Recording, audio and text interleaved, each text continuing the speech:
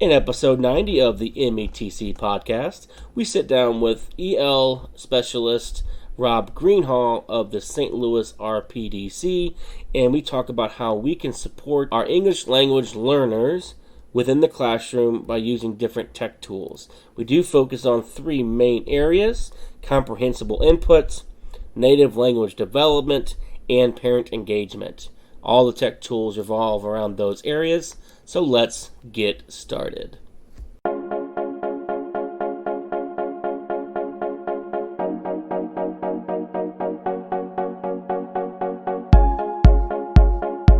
Welcome to the Midwest Education Technology Communities Podcast, otherwise known as METC. The purpose of the METC podcast is to share the stories and ideas of innovative educators from our community. METC is a nonprofit organization based out of St. Louis, Missouri, with a mission to motivate, engage, transform, and connect all learners to advocacy, partnerships, and professional learning opportunities. METC is an affiliate of ISTE. We are also a Certified Authorized Provider, or CAP, for the ISTE Certified Educator Training. To learn more about METC, follow us on social media at METC Ed Plus. You may also check out our website at metcedplus.org. METC is a program of Education Plus. To learn more about Education Plus, go to edplus.org. It is now time to begin our current episode. We thank you very much for listening and enjoy the learning.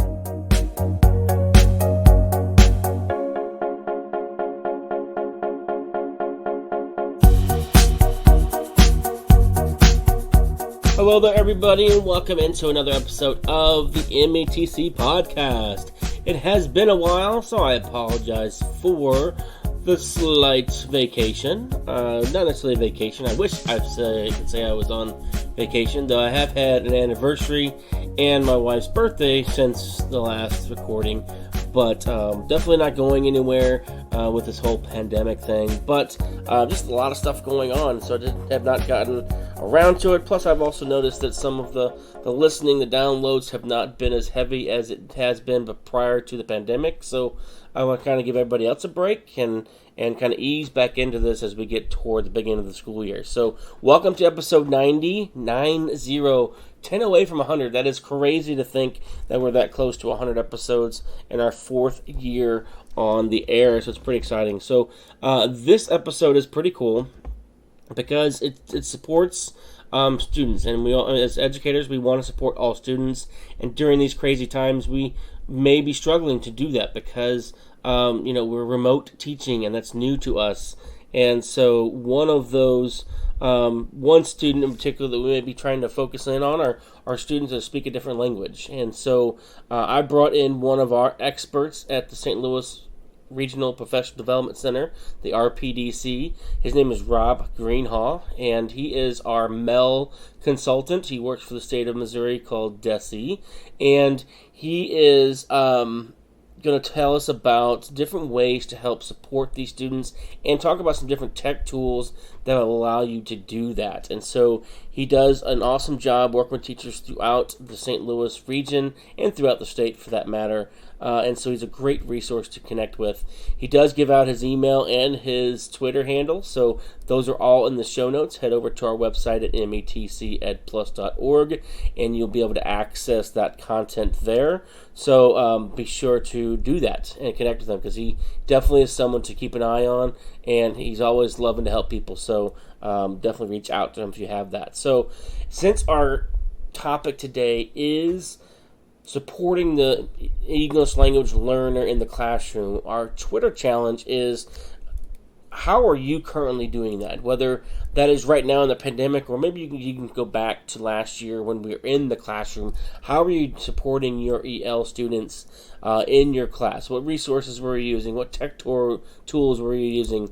What are some ideas that you have that you want to share with everybody? Be sure to use the hashtags METC Podcast and or METCPD so we can watch those and share them.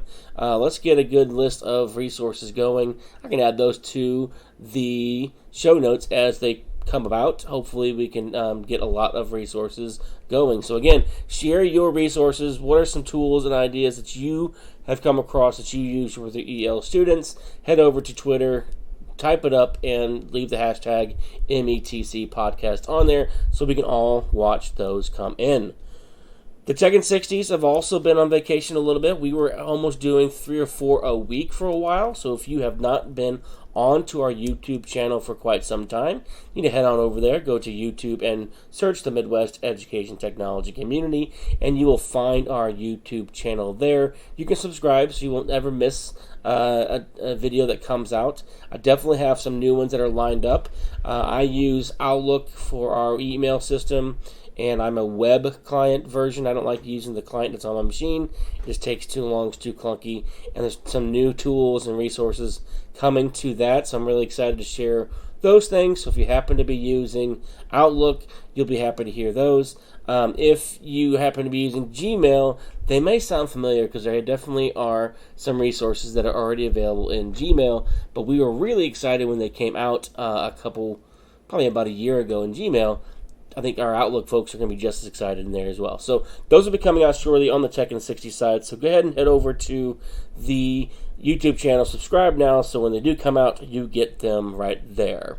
All right, so let's go ahead and get on into our main content, my interview with the EL specialist, Rob Greenhaw, for episode 90 of the METC podcast.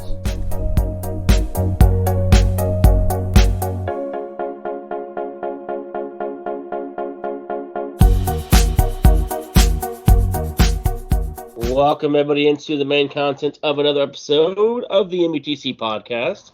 Have an awesome guest here with us as per usual. His name is Rob Greenhaw. Rob, welcome to the show, man. Hey, thanks for having me, Jonathan. Happy to be a guest on this podcast. Absolutely. Glad that we were able to get you. You've been working with the RPDC for a while now, and I've been nagging him and hounding him to be on the show, and he's got his own little project he's working on for the last, I don't know, probably 4 years now, and I'm trying to get him to publish that out too, but, you know, it's a lot of work putting this thing out, so I get it, and but I'm glad to be able to find some time during these crazy times to get you on here and talk. Yeah, definitely have an idea for a podcast that haven't been able to get it off the ground quite yet, but hopefully by contributing to this podcast, I'll feel a little bit more inspired or motivated to try out my own little thing. So absolutely, it's always nerve-wracking the first time you start, or when you start publishing it out to the web, because you want it all to be perfect. But then we realize, we're not perfect, so you just put out what you got, and people will enjoy it. It's the content that matters. So we tell kids all the time. So we'll be good to go. All right, I'll have to remember that. All right, so let's start off by just telling everybody a little bit about you, who you are, what you do, what's your background, what are you passionate about, Rob? Yeah, so I am about to start my third year with the St. Louis RPDC at Education Plus. I am a MEL instructional consultant. MEL is a part of DESE that stands for Missouri Migrant and English Language Learning. So it's basically the section of DESE that helps support public schools with programs for English learners. A little bit about myself. I had like a Spanish major in college and psych major, and last minute I decided I wanted to do teaching. I wound up being a Spanish teacher, actually. And it was going pretty well, but quickly kind of decided I'd rather try out just classroom teaching. So I went back to school and got certified to teach elementary, and was a first grade and second grade classroom teacher for about 7 years total. And then in the school district I was with, we had a large Spanish-speaking population. And as you can imagine, many of those students are English learners. So our school partnered with Webster University in St. Louis to help some of the staff earn TESOL certification, so EL certification. So I took part in that partnership and earned an EL certification and became an EL specialist.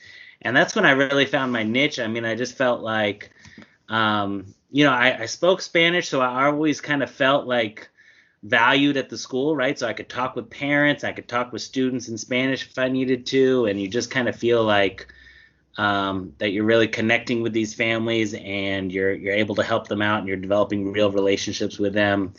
And so as an EL specialist, I just started feeling more and more like this is kind of my calling. This is what I really like to do. And then I started working with Deborah Cole, who was in the position I'm in now, and she does professional development for teachers who work with English learners. And I did a little work with her and kind of liked what she did. And when she moved on to something new, I was like, I think I'd like to try my hand at teacher professional development. So I'll check this out. And like I said, I'm about to start my third year, and I'm pretty happy with it so far. So it's a different world, isn't it? It is. But it's got its positive aspects for sure. Sometimes teachers really enjoy the content you provide, and you still make it interactive for them. You do a lot of the same things as you do as a classroom teacher, as far as kind of planning what's my content, and then how am I going to get teachers interacting with the content, and then I've liked it. What's that saying? Teachers are the best students, right? I think I remember saying. I don't know if that's it. No, they're good. They're great. It's definitely a lot of fun. Definitely some pieces of the classroom and the school life that we miss. At least I know I do. But it's definitely fun. Definitely a different day every day too. So, well, since you're an EL specialist, I figured it'd be a great idea to kind of have you on the show to talk about math and how to integrate technology in the math classroom. Does that work out for you? No, not really. I mean, we could talk about the language of mathematics and academic language needed for math, but no, that's not really my area. So. All right. Well, let's go with Plan B. Let's go ahead and focus in on how we can support English language learners within the classroom by using some different tech tools within there. Does that work out better for you? Yeah, that's great. All right, perfect. So let's see. Well, before we get into it, let's go ahead and let's maybe not. I mean, maybe the people listening, maybe the teachers listening, don't have English language learners, or they're not sure where to begin. So, if I am a new teacher and I walk into my classroom, I look at my roster, and I know that half of my students, or even just 3 of my students, speak a different language, what questions should I be having, or what questions should I ask as I start preparing? What are the questions that you typically get? Since you deal with teachers all the time in this particular area here. So I think the first thing I would tell a teacher like that to do would be learn more about them, right? So English learners are very diverse. I mean, they could be that they were actually born in the United States and it was their parents that at one point immigrated to America. Or it could be that they're newcomers and they're actually new to the United States and new to English altogether. So I would kind of have them either interview the student themselves or try to contact the parents, maybe with an interpreter if necessary, and just try to find out like, hey, what country do you guys originally come from? What language do you speak at home? What are some interests your child has? I mean, I think the first thing to do is kind of like just recognize that all my English learners are going to be different and they're going to have different languages and different cultural backgrounds and different interests. And so it's important, like any of your students, you really want to develop a relationship with them and get to know them, who they are as individuals. And then you want to move into sort of like a data kind of standpoint where you want to know about their English proficiency level. So I would suggest teachers to contact their EL specialist and really see, like, in Missouri, we give the access test, which will give you sort of a score, an overall score for their English level. So then you can kind of get a better idea of, hey, is this a newcomer with a low English proficiency level that really needs some basic English vocabulary? Or is this really a student who's just has social English really well but is struggling with some of the academic language of school? So I guess that would be it. I would say, get to know who are my English learners, what are their linguistic and cultural backgrounds, and then, what proficiency level are they? So I like that you, because it could be scary, right? Because you're not sure where to start, and I think you've really kind of helped them understand that you don't really start anywhere different, Yeah. just because they don't speak the same language as you. You build that relationship. In order to build that relationship, you have to learn more about them. So you may Yeah. learn different items or different things about them, but you still need to learn about them. So I think that's a good point that you make there. That for a good place to start. So what areas do you typically focus in on? So like there's different aspects of support, right? We can provide. What are some of the main areas we want to talk about and focus in on today? So a big sort of a generalization that can be made from research on English learners is that sometimes they'll be more passive in class. So if they're not prompted to interact with peers, or if they're not provided enough support or entry points to get engaged in classroom activities and discussions, and sometimes they'll sort of opt out and kind of be more passive and just kind of sitting and listening rather than taking a more, I don't know, the driver's seat role of their learning. So I think getting English learners engaged, making sure that your input is so a big term in EL is comprehensible input. So basically what they're listening to and what they're reading that they're understanding, right? So how can we as teachers make sure that when we're speaking, we're being understood by our English learners, and how can we make sure that the text that we assign to our students is understandable by all of our students, but especially our English learners. So maybe that kind of, we'll talk about comprehensible input a little bit. What are some tech tools to help with that?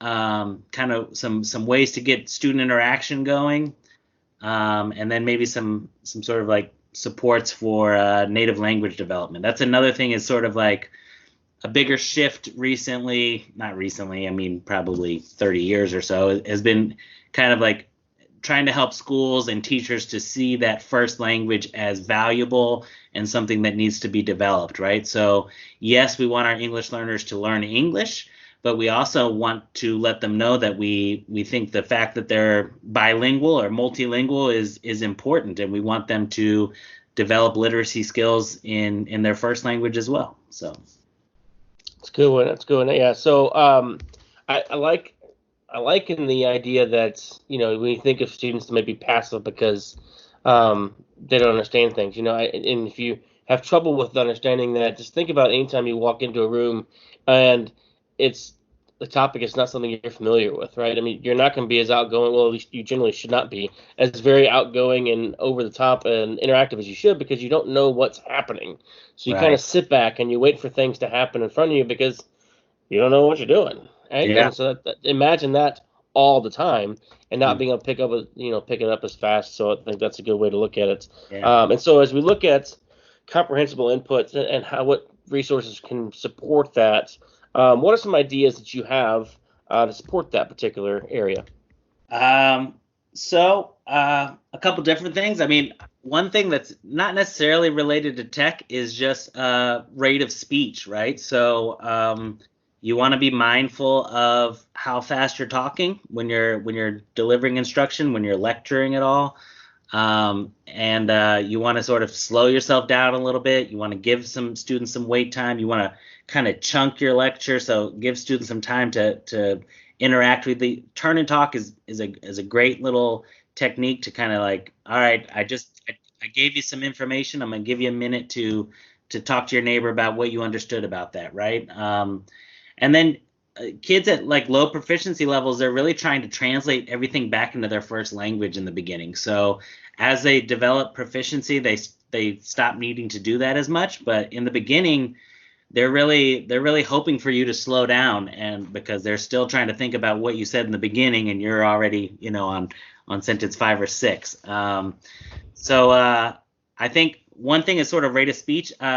So there is sort of a neat tech tool that goes with that a little bit.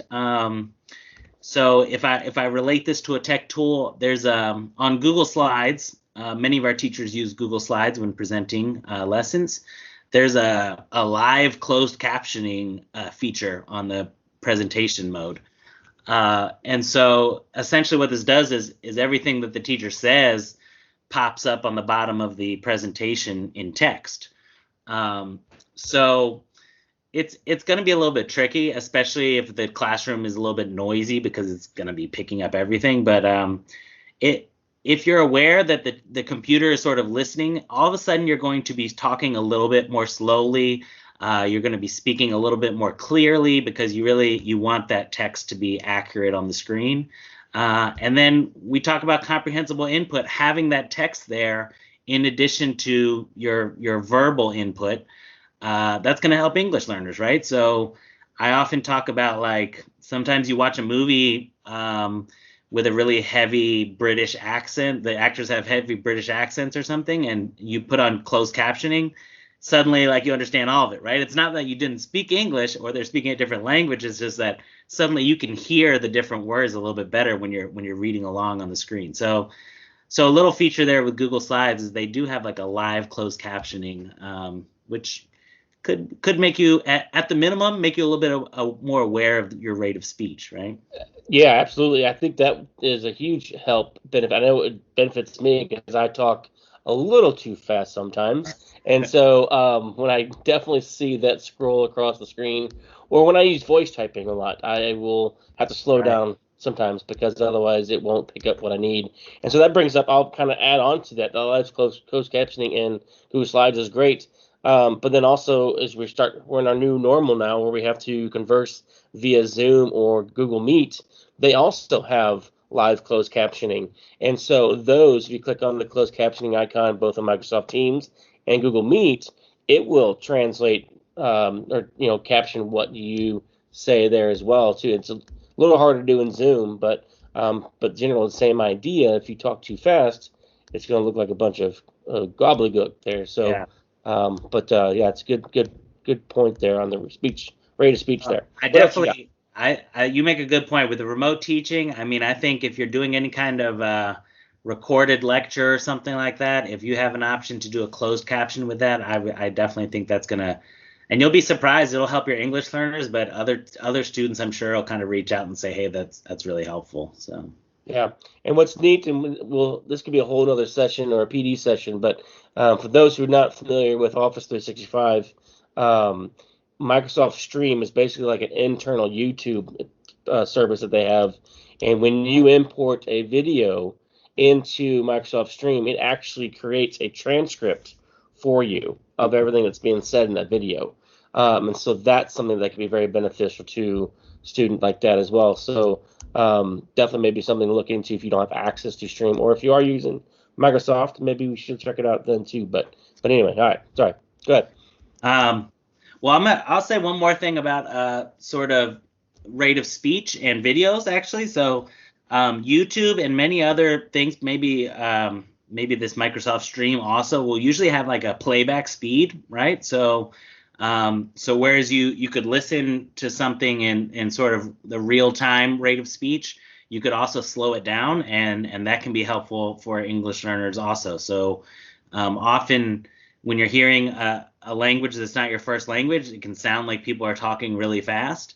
So it's kind of nice if you're using videos to show English learners and other students how you can slow down the rate of speech on those videos, right? That's a good point. Yeah, and you don't slow it down so much where it sounds goofy. You just slow it down just enough, and it makes a huge difference. I'm so used to speeding it up because I like to hear things a little faster so I get more in. So I usually go faster. Right. Yeah. But it makes a lot more sense to go the other way if you're an EL student, for sure. Yeah. Good point. All right. So, what any other ideas under the comprehensible input category there? I mean, I think using visuals is it's kind of like the go-to strategy for English learners, is just making sure that recognize when you're talking about abstract concepts or things that are, if you're talking about a certain country in another part of the world, having a map there to kind of point at where you're talking about, figuring out what are the key vocabulary words you really want students to understand, and making sure you're not only presenting that in text form, but you're also have a visual representation of that word. So I I feel like, teachers in the past before Google Images and stuff, I feel bad I imagine EL teachers probably had file cabinets full of magazine clip outs of photos, right? So it's really nice being able to go to something like Google Images and just kind of type in really any word and find some kind of visual representation for that word that you can kind of use to help students understand, right? So. Yep. Yep, agree. So the next category you kind of mentioned was the native language development piece. And so, what are some resources to kind of help EL students not only learn English but also to continue to develop that native language to have, so like they can truly become bilingual as they grow there. Right. So that's a huge thing, right? So we really want our English learners. We recognize that school in a mostly English only setting is going to be difficult for them. But if we can help them develop that first language and develop literacy skills in that first language, then they have the potential to graduate high school or even college being fully bilingual or biliterate, and many schools in Missouri now have something called a seal of biliteracy, which is basically a school district if a student can show high levels of proficiency in more than one language, they can earn something on their transcript that translates to college credits at some Missouri universities, can lead to sort of like preferential hiring, but for some companies. So earning a seal of biliteracy is another thing that school districts can look into. If you're not already offering that, that's a great thing. So some tech resources for that. One for younger students that I really love is called Unite for Literacy. So there's a website called Unite for Literacy, and it is just so easy to use. It's basically got books for younger students. I would say probably pre-K through second grade. I think students older than second grade, they're not going to be as interested in these books. But they're basically, you can have text in either English or Spanish. But you can also have books narrated or read aloud to you in a variety of other languages. So it's sort of neat to have kids will have the opportunity to read a book in English and then have it read to them in their first language, or have it read to them in the first language and then try to read it in English to kind of boost comprehension there. So really, I think that the Unite for Literacy website it's totally free. There's no login, there's no username or password or anything. So like, I think suggesting that to parents of younger students to say, hey, when I say read at home for 20 minutes, I'd love for you guys to use the Unite for Literacy website and just have kids kind of read the book in Spanish or have it read to them in Arabic or whatever language, right? So really love that. And then I think not tech related, but kind of grouping kids by first language. So if you have some English learners that speak the same first language, letting them be in the same group and trusting them to sort of interact in their first language about the content that you're teaching. So I get a lot of teachers who kind of feel hesitant about that they don't like that they don't understand what the kids are talking about. But I try to emphasize that they're not going to be any more or less on task than your English speaking students during a student talk, right? So I think you just got to give up a little control and trust that they're going to try to make meaning and clarify the content in their first language. And then we could talk about immersive reader a little bit. That's a big one. So a tech tool that I've really come to be fascinated with and impressed by is Microsoft Immersive Reader. It was originally sort of an option on the Office 365 version of Microsoft Word, but I'm starting to see it all over the place. So it's now on Flipgrid and Wakelet and Microsoft Teams, Microsoft Office Lens, among others. And what this tool does is it'll read aloud text. At the minimum, what it'll do is it'll read aloud text to a student. And if you want a student to practice reading in their first language, they can have the text read aloud to them in English and then have that translated and read aloud to them in that first language also. It has many different features like tracking print, really highlighting the print as it reads text aloud to the student. It sort of enlarges the font and provides some extra spacing between words and between lines of text. It even has a picture dictionary sort of thing built in. So if you click on certain nouns, it'll give you a picture of what that noun is. One thing I really love about it is often we get English learners who maybe they speak Arabic, but they don't actually read Arabic. And so a teacher might say, hey, don't worry, I found the social studies book in Arabic for you. So here you go, buddy, right?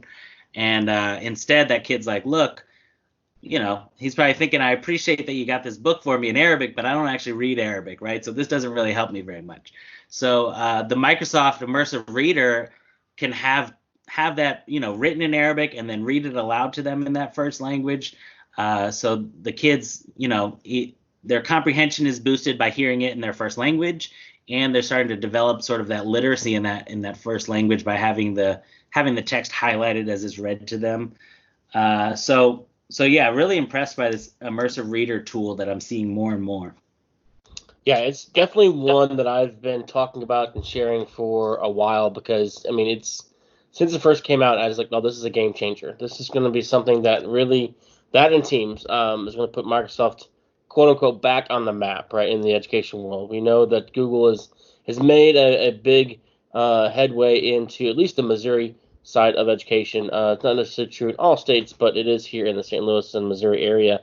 And the immersive reader is amazing. The fact that you can take any text that it works with, you click on that immersive reader and it brings that text out into a separate dialog box, and it allows you to kind of, like you said, the line focus, the picture dictionary that goes with it. It translates those things, and I love that it has two different forms of translation, right? And so you can determine if you want to translate by word or translate the whole document. Right. And the by word one is it keeps it in its native language, so if it happens to be in English, it stays in English. But when you click on a word, it translates it to whatever language you want it to translate to. So I love that for those who are just starting picking up the language and working on vocabulary, that kind of thing. And it's really cool on how they can do that. And then parts of speech, dictation stuff. All that stuff is all kind of built in there. And then I'm looking at the website, so I put some links. All the links that Rob's mentioned so far are going to be in the show notes, but I put a couple links in the show notes on the immersive reader side of things, and one is from, actually both of them from Microsoft. One is about where it's available and what it can do, and there is math equation support, so it will read math equations, and it says, look like in OneNote, it also reads it in Word, and it reads equations in Outlook as of right now. And on this page, it tells you where this is available. The other link is talking about the partners, the companies that Microsoft is partnering with to bring the immersive reader system to. And the names I see on here, like Canvas. So if you're using Canvas as your platform, then that's fantastic. Vocabulary is a great website to use for that. It's Learning Kid Blog. The list goes on. Nearpod, Pear Deck, all of those ThingLink are immersive reader compatible and it has that built into the system. So it's really cool that they're working with other people, not kind of keeping it to just a Microsoft realm there. So I love that. Yeah. So I'll mention one other feature about it is the Microsoft Office Lens, right? So I could see basically you can get this app on your phone and take a picture of a document, and then once you have that picture of that text, you can then use the immersive reader tool to have that read to you, or to have it translated to your first language and read to you. So this is not just English learners, right? So any struggling reader, if they have a chapter book at home and they're really struggling to get through a certain page, they can take a picture of it and then have immersive reader help read that aloud to them. So I think that's neat, not only for students but also for parents, right? So if you're at parent-teacher conferences and you want to show your parents about this neat app and a tool that they can use, so if they ever find themselves getting a communication from school that's not translated in their first language, maybe they can use this tool to help them understand what the school's trying to communicate to them, right? So Absolutely. Absolutely. Yep. Some good points there. All right. So we have gone to our limit, of course, and we haven't even got into parent engagement. So we may have to kind of bring you back from that. But you did kind of talk about it right there, where you can use that Microsoft Office Lens to help with parent feedback and parent information, that kind of thing. But I'm sure there's other resources. But we put a lot of resources that Rob talked about in the show notes. Head over to EdPlus, METCEdPlus.org, and you get those things there. Any closing comments that you want to kind of bring out to people that are listening about supporting our EL learners in the classroom? I think I just really am. I'm really a believer in English learners being able to be successful with grade level content, right? And so we don't need to necessarily find material that is a grade level below or something that's modified to be more easy for our English learners. I think the great thing about tech tools like these is that they can be supports that allow English learners to interact with grade level content and be successful with grade level content. And I just really believe that if we're strategic about what supports we offer our students, then there's no reason that English learners can't be successful with grade level content. And it's just, they don't have any disability as far as learning something. They're just struggling with that language. So it's just a matter of like, am I making sure that the content is understandable, and what kind of tools can I use to do that? And so anyway, I love that the tech tools really help students be successful with grade level content. Awesome. Well, thank you very much, Rob. So I appreciate you taking the time to share your knowledge with us. If people want to connect with you or reach out with you because they have questions as the new year starts to come up here, what are some ways that people can connect with you? Yeah, so my email is rgreenhaw@edplus.org. So the last name is Green, Haw, Greenhaw. So rgreenhaw@edplus.org is my email. I'm on Twitter, and my handle is @Rob Greenhaw, so pretty easy. So I'm pretty active on Twitter, so feel free to send me a message on Twitter or send me an email, and I'll certainly respond and would love to talk about whatever. Fantastic. Well, thank you very much. Again, all that information will be in the show notes, so if you didn't catch it because you are out for your morning run, or if you happen to be driving somewhere, even though we don't seem to be driving anywhere anymore, you definitely can get onto our website, METCEdplus.org, and gather that information and connect with him.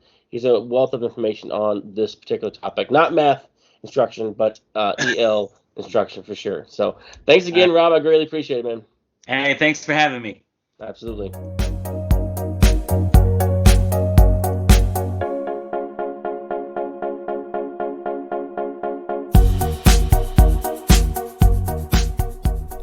All right, well, that brings this episode to a close. Huge shout out to Rob Greenhaw for joining us on this episode. Great guy, great resource. So if you did not catch his contact information, definitely check out the show notes at METCEdplus.org.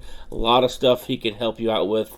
He puts on an awesome EL conference called Elevate. That's Elevate. In October, I believe. So definitely go to our website, edplus.org, and find out when that's going on and the official dates. I have them on my calendar, but I don't have them in front of me. It's a great event to be at, all about supporting EL students in the classroom. So definitely check it out. Awesome job. Thanks again, man. Greatly appreciate it. Just a reminder, all of those resources that he shared are on the show notes. Head over to METCEdplus.org, and you'll be able to find the podcast page there under communications, and you'll see the show notes there. The links are also mostly in, not all of them, but most of them are also in the general notes there in your podcast feed. At least a link to the show notes will be in there as well, so you can get access to Rob straight from there. Another reminder that the Tech in 60s are available on a YouTube channel, so check those out over there. More coming out very soon. if you were looking to get certified in ISTE certification, just because we have this stay-at-home order pandemic does not mean you can't get certified. We have gone completely online for this summer, all the way through September. We're going to be running a couple different online cohorts. We just had our first one a couple weeks ago. It actually went really well, and I say actually just because we were really nervous of it being completely online. We haven't done that before. It already included and does include an 8-week online portion, but there's also a 2-day in-person portion of the normal ISTE certification. And so now that in-person part has now been pushed online as well because of the pandemic going on. So we had our first one in a couple weeks ago in June here, and we're going to have another one in July, and I believe we have one at the beginning of September. So a couple different of them out there. Head over to METCEdplus.org. You'll see some information there. You can head to edplus.org as well and join one of our cohorts. It's going to be a great learning experience. Definitely takes a look at what you're teaching and how you're teaching and how you can utilize technology in an effective way to engage your students into your content. It's definitely worth checking out and taking that journey with us. It'll change the way you think and teach your students. So check it out. All right, well, I think that's it for this episode. Please don't forget that challenge. The Twitter challenge is to share how you are supporting your EL students. What resources, tools are you currently using? Use the hashtag METC podcast so we can all see those. I'll put those in the show notes as they come across as well, and I'll share them out in a future episode too. So please do that. I greatly appreciate that. And until the next episode, hope you all have a good one. Enjoy.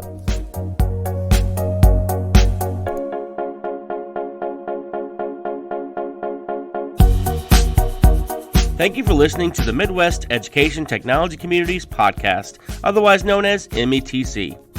Remember, the purpose of this podcast is to share the stories of innovative educators in our community. If you would like to be on a future episode, send us a message on Twitter at METCEdPlus. To learn more about METC, check out our website at METCEdplus.org. To learn more about Education Plus, go to edplus.org.